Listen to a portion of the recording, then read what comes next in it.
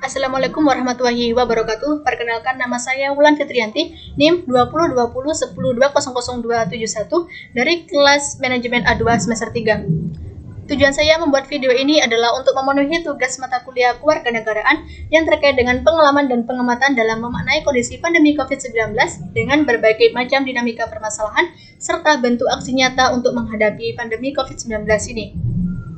COVID-19 atau virus corona merupakan virus yang menyebabkan gangguan pada sistem pernafasan hingga menyebabkan kematian pada seseorang. Hampir 2 tahun terakhir ini kita dihadapkan dengan pandemi COVID-19 ini yang tentunya sangat membuat kekhawatiran dan kesedihan bagi kita. Selanjutnya, saya akan menjelaskan tentang data perkembangan kasus COVID-19 terkini per Desember 2021, yaitu sebanyak 4.258.560 yang terkonfirmasi aktif COVID, serta yang berhasil sembuh yaitu 4.109.364 jiwa orang.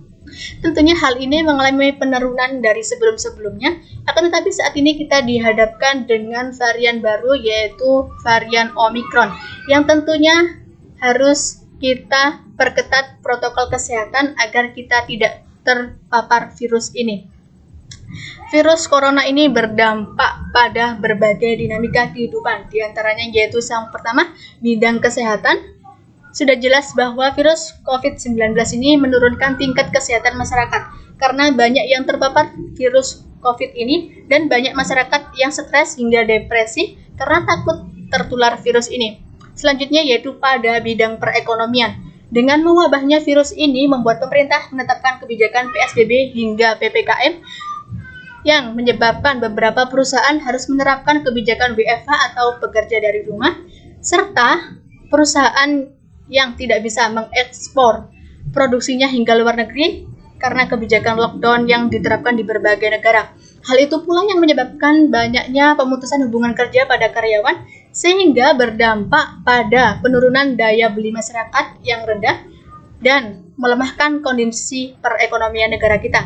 Yang ketiga yaitu pada bidang pendidikan, hingga saat ini tempat-tempat belajar belum sepenuhnya dibuka, alias masih 50%. Dengan cara menerapkan pembelajaran tatap muka 50% dan 50% secara daring, ini dilakukan pemerintah untuk memutus rantai penyebaran virus corona. Akan tetapi menurut saya sangat tidak optimal sekali jika hanya belajar via daring. Namun kita harus tetap mematuhi kebijakan yang dilakukan oleh pemerintah. Selanjutnya pada bidang sosial budaya, tentunya pandemi ini membawa perubahan tingkah pola perilaku masyarakat.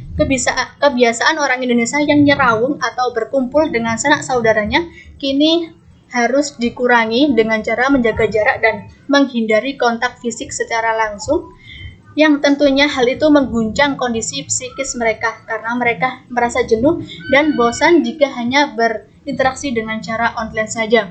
Kemudian jika mereka berpergian ke tempat-tempat umum, mereka diharuskan untuk check-in dan check-out dengan men-scan barcode vaksin. Selain itu, jika mereka harus berpergian jauh ke luar kota, misalnya mereka diharuskan untuk melakukan tes antigen atau tes swab. Tentunya hal ini sangat merubah perilaku dan tatanan kehidupan masyarakat. Akan tetapi kita harus beradaptasi dengan kebiasaan-kebiasaan baru tersebut agar kita tetap sehat dan terhindar dari virus corona. Selanjutnya, bentuk aksi nyata dalam menghadapi COVID-19 ini adalah yang pertama, yaitu dengan menjadi teladan dalam penerapan disiplin protokol kesehatan bagi masyarakat Indonesia.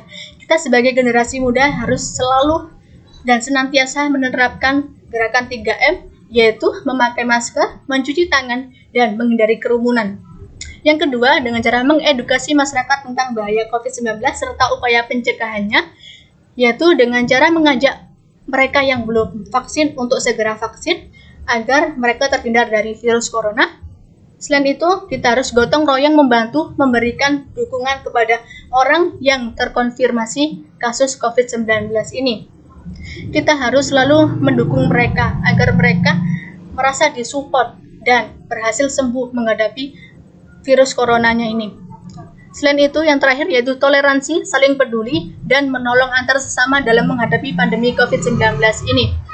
Ini seharusnya menjadi ajang bagi kita untuk berlomba-lomba menolong orang lain dan tidak boleh mengucilkan mereka. Kita harus saling mempererat diri agar persaudaraan kita semakin terasa.